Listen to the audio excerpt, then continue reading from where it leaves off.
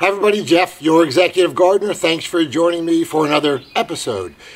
So this episode is going to be about growing pepper plants, okay? Specifically dwarf pepper plants and what busy people can do or people with no space can do to grow pepper plants. So when I'm out and about 3 or 4 days a week around the United States on business traveling, most people Google my name and my name comes up and they find me as the executive gardener. They're a bit shocked because I guess in business I can be a bit intense. In gardening you have to be a bit tender. But that's kind of the yin and the yang for me, and it works in my stress-free lifestyle. I'm kidding, I'm not stress-free. But anyway, in all seriousness, when I go and I travel, a lot of people ask me, how in the world do you garden when you're gone 3 to 4 days a week and you're not there to water your plants and blah, blah, blah, blah, blah. The fact of the matter is this episode is to show you what you can do to grow pepper plants from seeds, and I'll show you what I use, to seedlings, to full-grown pepper plants. And it doesn't require me to be here at all. So stay tuned. I'll show you what you can do if you're busy, you travel, don't have a lot of space to grow your own pepper plants. Stay tuned. So before I get started, let me tell everybody, I do not get paid to sell any of these products. I get $0 for any of these products. I use them because they work for me. Now they're not $2, they're a little bit more money, but like anything else in life, convenience comes at a cost. And it's not for everybody, and that's okay. And everybody has their own methods, but there's no physical way that I can, or possible way I can possibly be in 2 places at once. If you found out, you please let me know. But in the meantime, if I'm in Dallas or I'm in New York or I'm in Maine or I'm in California or Seattle and I'm not in Texas, my plants have to keep going and they need something called water, of course. We all need water to keep going and nutrients. So let me show you what I do. All of my plants just about, I start from seed, and again, I'm traveling 2 to 4 days a week. So please apply this to you if it applies to you in your busy lifestyle, and take the shortcut so you can grow stuff regardless of where you are, and you do not need a lot of space, as I will show you. So let's get started. So, and I'll give you links to each of these. You can use them if you want. If you don't worry about the video. So this is called an Orta seed starter, okay? And you'll see this is a terracotta type material. On the bottom of the Orta seed starter you'll see our little holes, okay? And that's not how it waters, but there is a reservoir that goes inside here. And you fill the reservoir, and what happens is you put potting mix in each of these little holes, and you plant your pepper seed in the hole. Water will come through the clay, okay, and will slowly water each of your pepper seeds until they become seedlings. And it's about 2 inches deep, this big one, and I think it runs about $50. I'll put the link on the screen so you can decide for yourself whether it fits in with your budget, and they have other ones as well. I like this one because it's a little deeper and allows the plants to stay in here longer. You can fill this reservoir, and if you'll take a look at it, it's a pretty decent sized reservoir, and I could be gone for at least 5 to 6 days with this one, and my seeds will soon be seedlings, will begin to start watering. So what I do is I start my plants there for all my plants. It works really well, okay? I don't have to be here. And then I transplant. I just transplanted my seeds to the seedlings. And this is just a regular garden, plastic garden container, and with holes at the bottom. What I do is I set this in a square tray, and I leave a few inches of water at the bottom of the tray. And you always, as you know, seedlings want to water from the bottom, okay? So the water gets sucked up from the bottom and the roots, and I can be gone again for 3 or 4 days, and this goes in just your standard gardening tray, okay? And then the big issue is, well, what do you do? It's kind of the dog that catches the bumper of the car. What do I do when I go from there? So the next place is obviously you need to find a pot for which you can transfer your seedling in so your pepper plant can grow. So this is exactly what I use. Let me show you.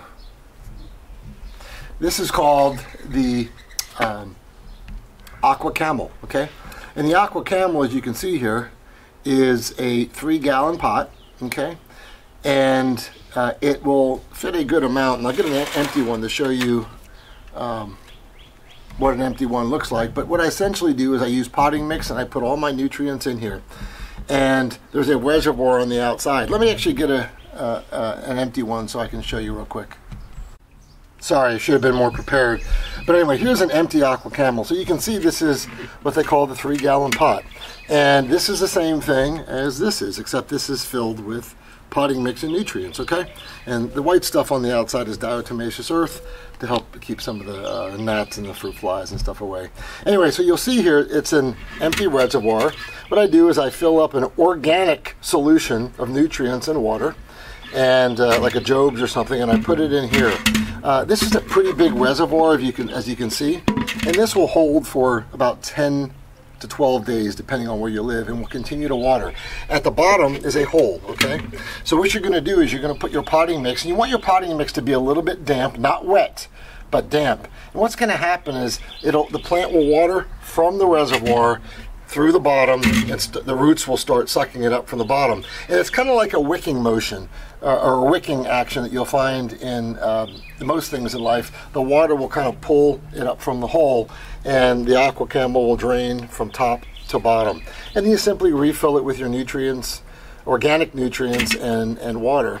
But as you can see, it's a pretty big reservoir, and you're not going to be able to grow, gigantic tomato plants in here, or anything with a huge root system.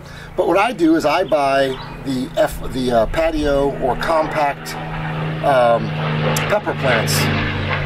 Sorry about the plane going overhead. Doesn't seem like timing is ever perfect for a video. But anyway, so what I've done here, and I'm going to put a link to this. And I'll put a link to the AquaCamel if you decide to get one. Again, I don't get any commission or anything. It just works for me, okay? I don't get paid by these folks. But they do have a good product.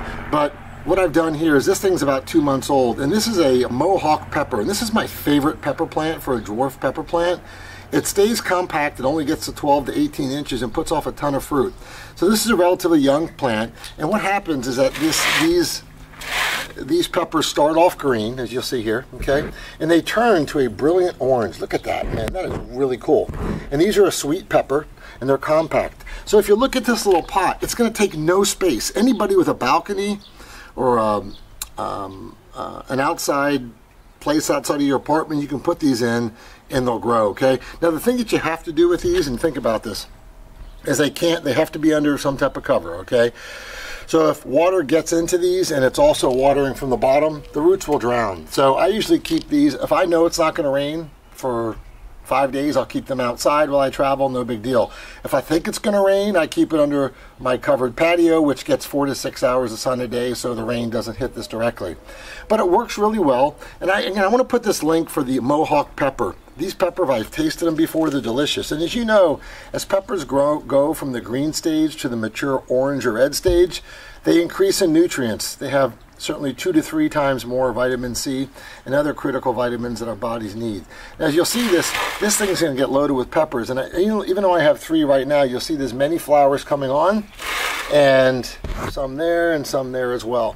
And I expect this tiny little plant, to put off about, I don't know, 20 peppers for me in the summertime. And as you pick them off, more will grow. So if you have 3 or 4 of these, or 5, it'll take up no space. You don't have to be there. It'll water itself. All you got to do is keep putting in organic nutrients into the side, keep it out of the rain, and you're good to go. So again, there is a way for you to garden if you enjoy, and you can grow hot peppers in here. You can grow sweet peppers, but be sure it's a compact plant. You don't want the plant to get up to be 3 or 4 feet high, and then you'll have to stake it up and so forth. And so what I'm going to do this season is I'm going to put I'm going to have about 4 or 5 of these with mohawk and Jimmy Nardello peppers, and that one right there is a Jimmy Nardello pepper. That will soon go into this. And I have another one over here too, similar result. You see it's actually looking very well. You have a beautiful orange pepper there and some green ones, and you have some other buds that are starting as well and starting to grow peppers. So it's been a success for me. I enjoy the mohawk pepper, but the greatest thing is I don't have to be here 4 or 5 days a week. I can garden while I'm away. So I hope this inspires others. If you have a few dollars, this is not cheap. It may not be for everybody, but this is really, we're trying to focus now on gardening for busy people and making gardening more convenient for you, so you can garden whether you're there or not, and you can also garden in small spaces. So until next time, this is Jeff, your executive gardener. Take care. Keep growing what you're growing. Bye.